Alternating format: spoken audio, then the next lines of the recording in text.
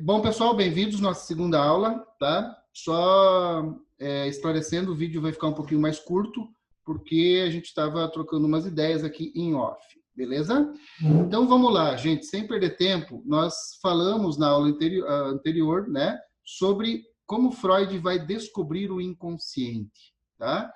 E aí, só para deixar quem... Opa, tá ótimo aqui.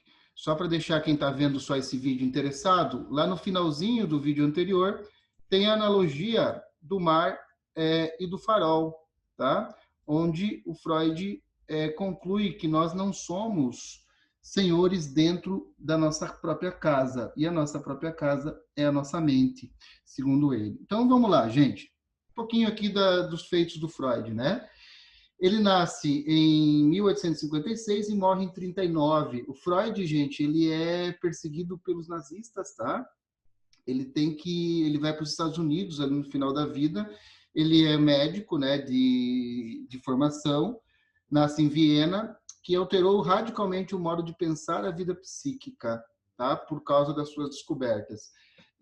O inconsciente, reforçando, antes de Freud, não existia. Tá? Ao menos, é óbvio, né? Não existia para a filosofia e mais tarde para a ciência médica. É ele que vai, é a grande inovação dele. Aí ele pega, obviamente, muita coisa dos seus antecessores ali, né? Se a gente for pensar Nietzsche, o próprio Kierkegaard, a gente não tem, eu pelo menos não tenho comprovação, né, de que eles estiveram em contato, mas é muito provável que dentro do círculo acadêmico ali essas teorias elas foram compartilhadas, tá? Então, segundo o item ali, né, processos misteriosos do psiquismo, regiões obscuras, as fantasias, os sonhos, os esquecimentos, a interioridade do homem, problemas científicos, tá? Então ele vai trazer essas questões das regiões obscuras para dentro do campo da ciência e da filosofia. Aí depois, né, ele começa lá na questão da hipnose e muda para a psicanálise. Se refere a uma teoria, um método de investigação e uma prática profissional. Ele se caracteriza, né, pelo método interpretativo, que busca ações e palavras ou através de produções imaginárias, né? Sonhos, delírios, associações livres. O Freud tem um livro que é muito legal, gente, chamado A Interpretação dos Sonhos, tá? Tem um filme também que é, é dele e talvez a Valentina me ajude. Quem é o outro, que é um dos primeiros parceiros intelectuais dele, Valentina, que depois eles acabam rompendo, que é o cara dos arquétipos lá.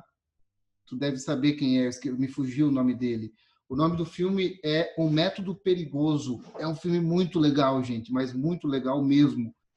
Tirem a noite de hoje para vocês assistirem. Não vão fazer exercício de física.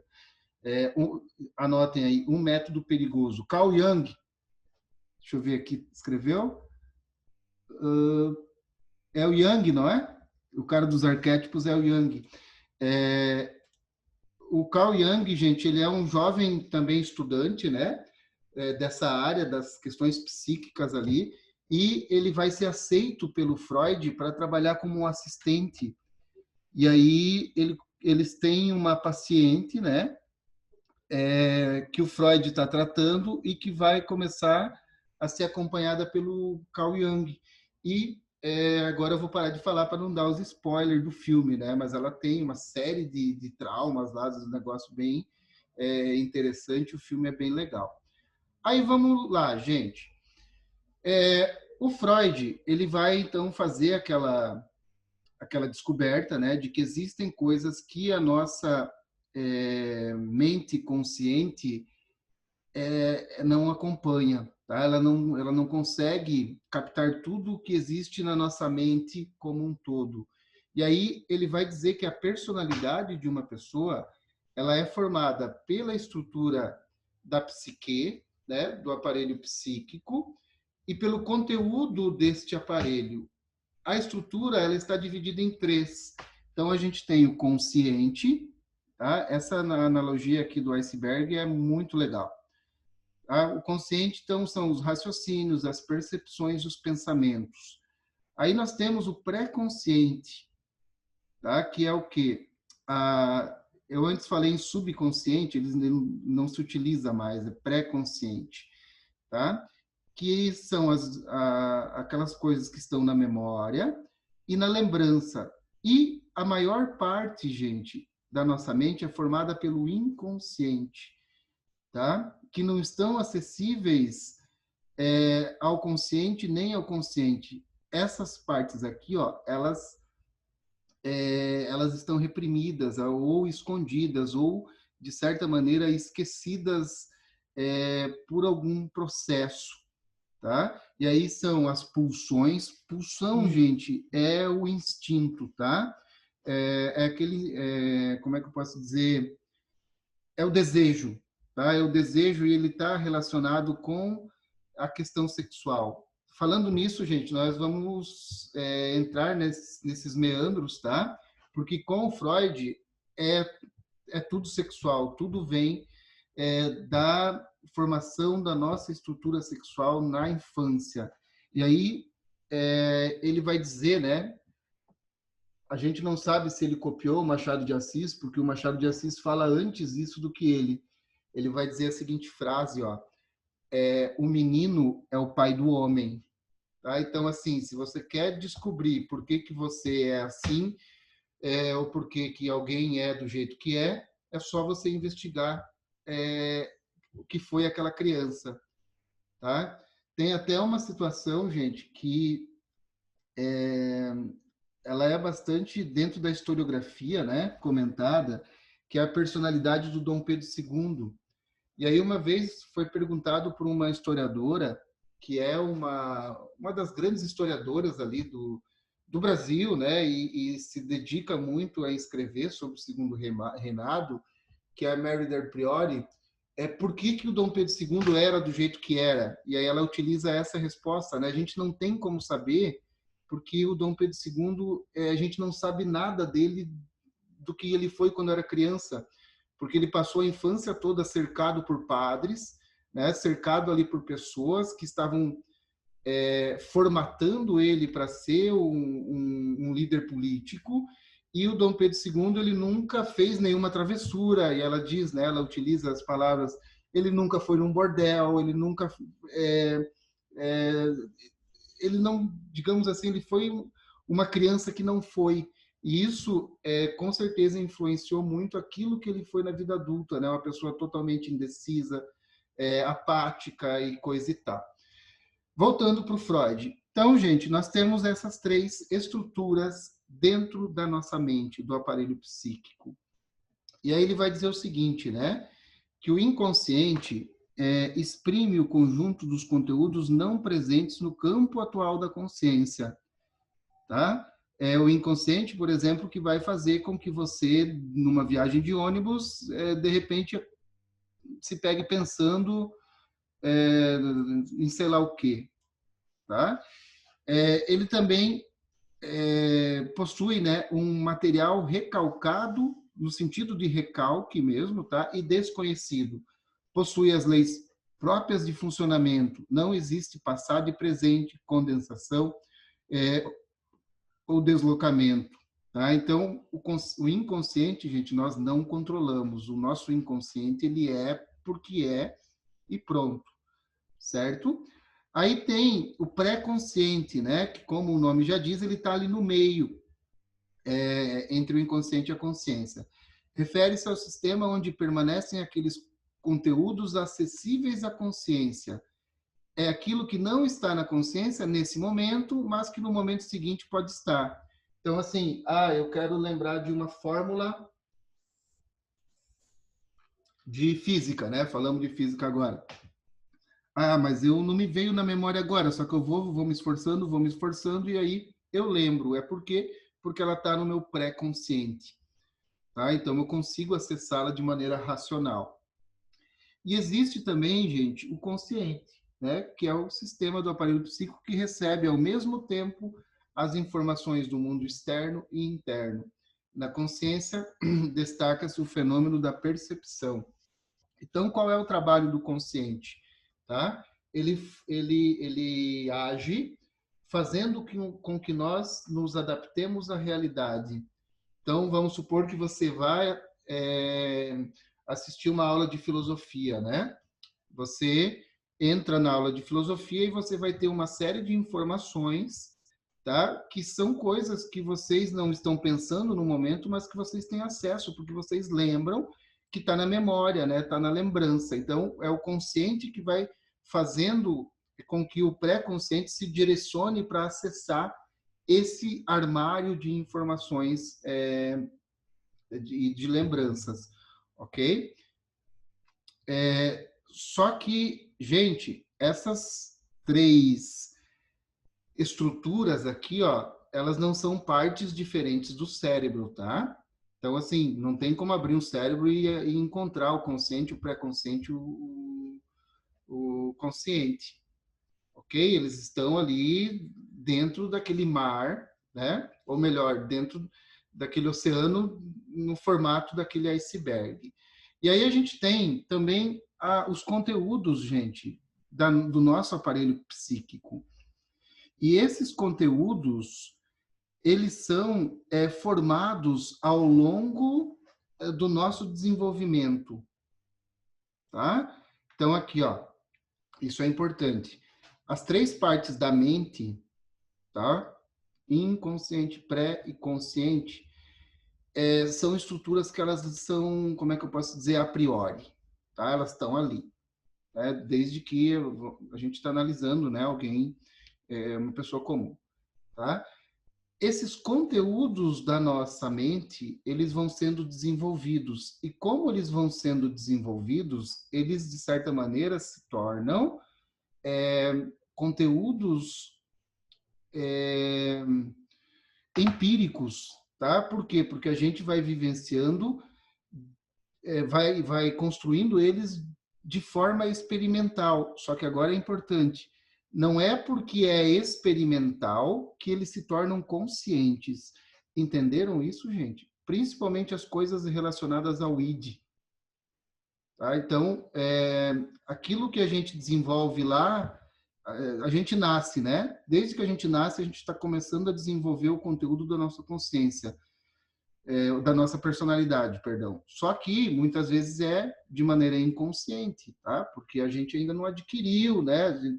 A consciência, vamos supor, vocês não têm nem consciência nem lembrança de coisas que aconteceram ali no primeiro ano de vida, talvez no segundo. Só que isso que aconteceu ainda influencia a nossa personalidade, tá? Por quê? Porque são fenômenos experimentais, fenômenos empíricos que se tornaram inconscientes, mas eles estão lá, beleza? Por favor, me respondam aí se vocês entenderam isso. Claro que entenderam, né? Ainda mais assim tão bem explicado. Então, o id, gente, o id é esse carinha aqui, ó, estão vendo? Constitui o reservatório da energia psíquica, é onde se localizam as pulsões de vida e de morte. Isso aqui a gente vai ver lá no final, tá? O Nietzsche diz que nós temos inclinações inconscientes, tá? Que ele chama de Eros e Thanatos. Eros é o deus do amor, né? O que representa a vida na mitologia, e Thanatos é o deus da morte. Então, dependendo da situação, a gente toma atitudes, por exemplo, de vida ou atitudes de morte. E aí, assim, eu vou numa festa. E agora a gente está quebrando o Nietzsche, né? Eu vou numa festa e sempre que eu vou numa festa, eu bebo como se não houvesse amanhã. É uma pulsão de Thanatos, uma atitude, de certa maneira, autodestrutiva, tanto fisicamente, quanto da saúde, né, quanto moralmente. Ok? E o id, gente, ele é regido pelo princípio do prazer. Tá? Então, aqui, ó, é um instinto. O termo id vem do grego, tá? A palavra, aí agora que eu lembrei, não sei explicar direitinho, tá? Só que a palavra idiota, ela utiliza o prefixo id. Vocês lembram? Estudaram isso, né? Quem era o idiota no mundo grego, no mundo ateniense, perdão? Idiota era aquela pessoa que tinha a possibilidade de participar da política, né? Então ele tinha lá as características que faziam dele alguém apto para participar da política, só que ele optava por não participar, ou seja, ele cuidava de si próprio. Então daí que vem essa ideia do id freudiano. O id é aquela parte mais íntima de mim mesmo que nem eu sei, mim comigo, tá? O termo ele vem daí. Aí, o id é o primeiro que se forma também, tá, gente? É o princípio instintivo. Aqui está uma imagem, né? Por exemplo, de uma pessoa que é guiada pelo id. Eu estou com fome, então eu vou comer como se não houvesse amanhã, certo? A gente pode observar na criança, né? A criança, o bebê, é, é regida pelo id, pelo instinto. Então, quando ela tem fome, ela vai chorar, chorar, chorar, e enquanto ela não for alimentada, ela não vai parar, tá? Por quê? Porque é a punção de Eros ali, né? Da alimentação depende a vida, certo? Então, é a primeira parte, o primeiro conteúdo da nossa mente que se forma. Aí a gente tem o ego, gente. O ego, ele, de certa maneira, ele tá... É a segunda parte que se forma, tá? O ego é o sistema que estabelece o equilíbrio entre as exigências do id e as exigências da realidade e as ordens do superego. No caso aqui, ó, a gente deveria analisar o seguinte, né? O superego, o id, para saber o que é o ego. Só que o superego ele é o último que se forma. Mas vamos fazer isso para vocês entenderem. Ó. Origina-se com o complexo de Édipo, isso aqui a gente vai ver também. A partir da internalização das proibições, dos limites e da autoridade. A moral, os ideais são funções do superego. O conteúdo do superego refere-se às exigências sociais e culturais. Os sistemas se combinam para produzir um comportamento ou um pensamento. O ego é central nessa relação estrutural. Todos o querem como aliado. Então, o superego, gente, ele é a nossa parte moralizadora, tá? Então, você tem o id, né, que representa o diabinho aqui, o superego, que é a moralidade. Então, assim, eu quero comer até não poder mais. O superego vai te dizer, não coma, é errado. Aí vem o ego e vai te dizer, não, come um pouco, senão você pode ou ficar com fome, né? Ou você pode dar vexame e passar mal, entenderam? Tá? Então, o ego é aquele sistema que estabelece o equilíbrio entre os instintos e a moralidade. Tá?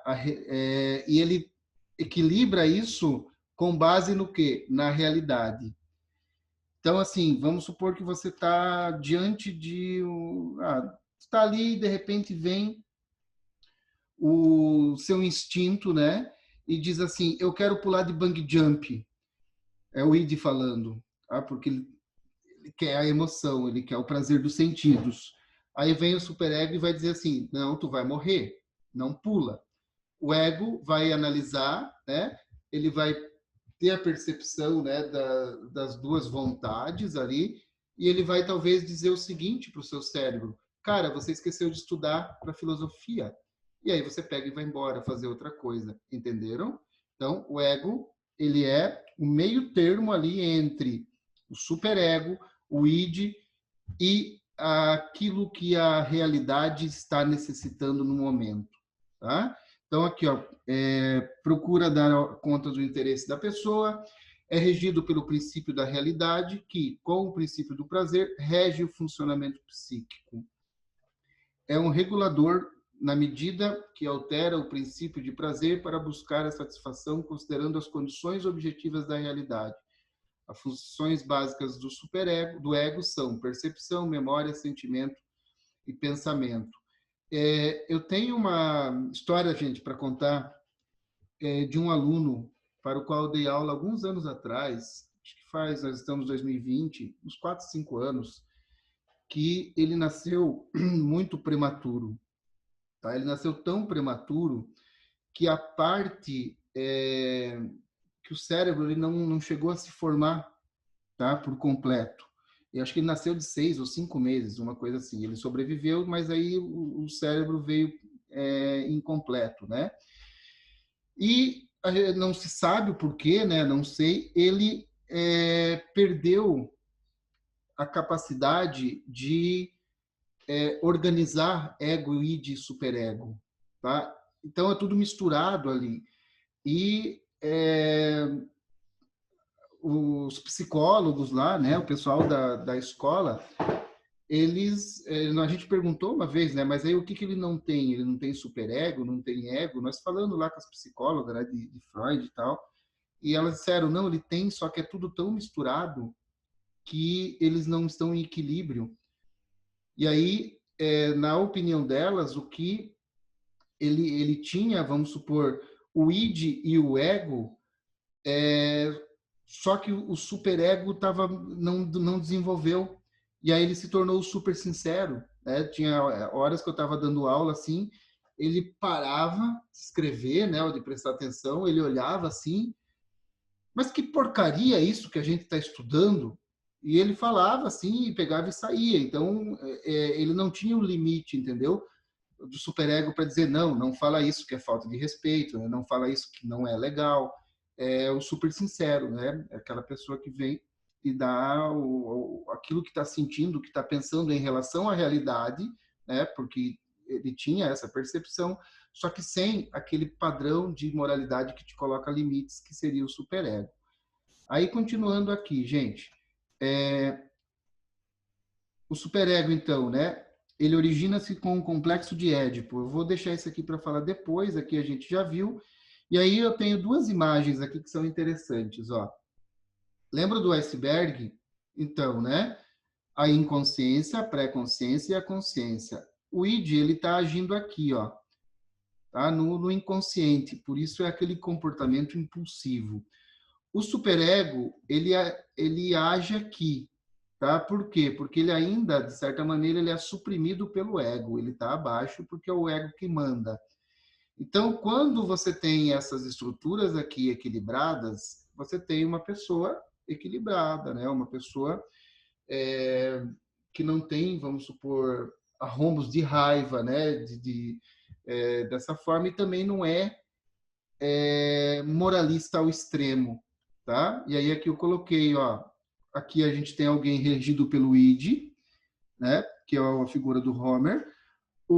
Quem é esse aqui? O Ned, né? Flanders, que é regido pelo superego, e a Marge, tá? Que é de certa maneira uma pessoa mais equilibrada, regida pelo ego.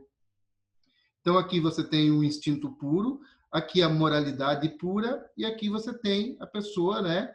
Que de acordo com as circunstâncias, ela consegue tanto suprimir o id, né? Para não fazer bobagem, como ela também pode suprimir, de certa maneira, o superego para não deixar de aproveitar a vida. Entenderam? Tá? Então, aqui a gente tem os três personagens guiados pelas três estruturas aqui da mente humana. Aí, gente, talvez a parte mais importante da obra de Freud, né? Não sei se dá para colocar desse jeito, mas é a questão da sexualidade. Tá? E aí ele vai dizer que a sexualidade, ela... Eita, por que apareceu esse negócio já? A sexualidade humana, ela começa a ser formatada também na infância e ela é formatada junto com o ego, com o id, com o id não, né? Com o superego. Aí vem aqui, né? A grande maioria de pensamentos e desejos reprimidos referiam-se a conflitos de ordem sexual localizados nos primeiros anos de vida dos indivíduos. Isso aqui é a descoberta do Freud, né, analisando os pacientes. Na vida infantil estavam as experiências de caráter traumático, reprimidas, que se configuravam como origem dos sintomas atuais. E confirmava-se dessa forma que as ocorrências desse período da vida deixam marcas profundas na estruturação da personalidade. Então, para o Freud, gente, a sexualidade é o centro da vida psíquica. E ele conclui que a sexualidade ela já existe na infância. E aí ele vai é, estabelecer, né, as 5 fases da sexualidade humana que são desenvolvidas desde o nascimento, que é a fase oral, anal, fálica, latência e genital. Aí aqui, né, os principais aspectos dessa descoberta são: a função sexual existe desde o princípio da vida, logo após o nascimento, e não só a partir da puberdade, como se acreditava. O período de desenvolvimento da sexualidade é longo e complexo até chegar à sexualidade adulta, onde as funções de reprodução e de prazer podem estar associadas tanto no homem como na mulher.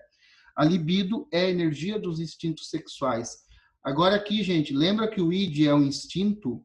A libido ela está no id, tá? A libido é a energia e ela se forma juntamente com o id ali por primeiro de tudo no ser humano. Aí tem, né, a fase oral. É o primeiro período do desenvolvimento, tá? Onde a maior parte de necessidades e interesse da criança está concentrada na porção superior do trato digestivo.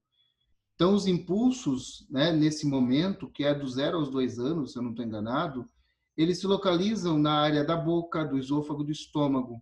E a libido, ou seja, o prazer, está intimamente associado ao processo de alimentação. É o período de aproximadamente 1 ano que segue ao nascimento, 1 ano. Então, aqui a gente tem o desenvolvimento psicossocial, né? E aí, a parte traumática desse período, gente, ela ocorre na fase de desmame da criança, segundo Freud.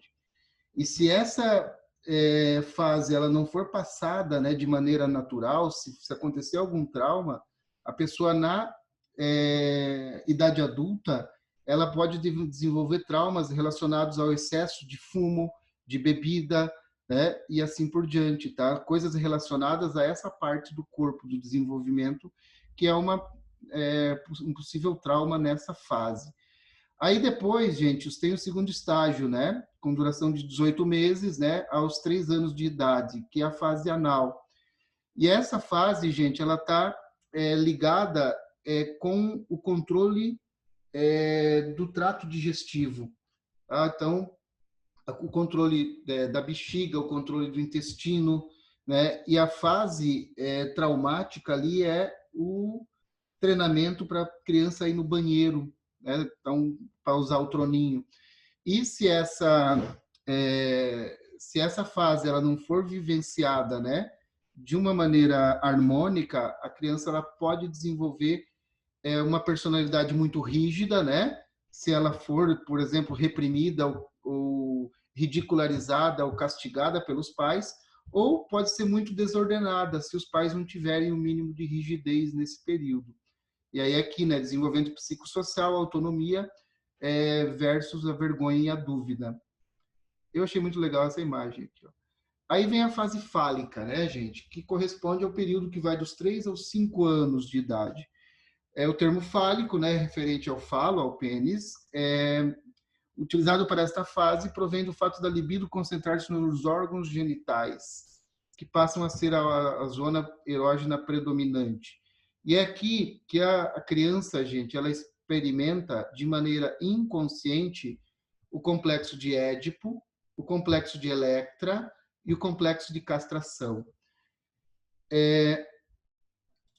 O complexo de Édipo é uma analogia que o Freud faz a esse livrinho aqui, ó, Édipo e Jocasta, tá? Eu já contei para vocês a história, né? O Édipo ele é abandonado ao nascer, né? Porque tem uma profecia lá que ele ia matar o rei, e ele é filho do rei, o rei abandona, ele pega, ele é criado em outra cidade e tal, depois ele volta, ele encontra o rei, eles acabam brigando, entrando em luta, o Édipo mata o rei e acaba ganhando a rainha como esposa. E aí ele casa com a rainha, tem lá 2 ou 3 filhos com a rainha, até que num determinado momento ele vai para o oráculo de Delfos e descobre, né? O oráculo diz para ele: tu mataste teu pai e casaste com tua mãe. Aí ele enlouquece, arranca os olhos e sai bem louco pelo mundo.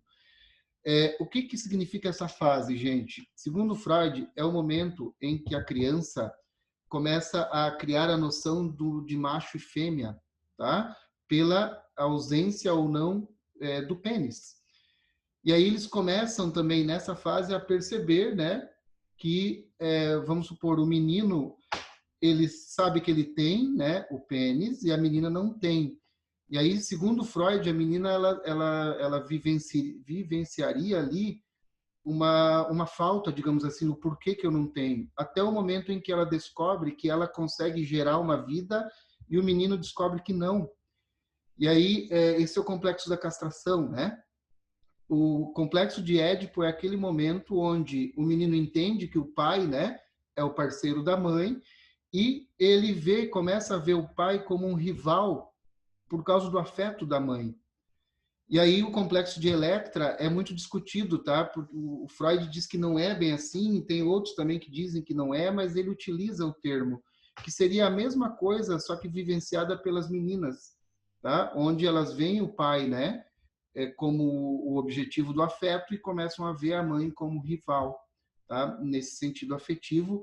E, segundo Freud, mesmo que inconscientemente, sexual, tá? E aí, uma não passagem de maneira natural por esse processo é talvez o fator que gere mais traumas na vida adulta.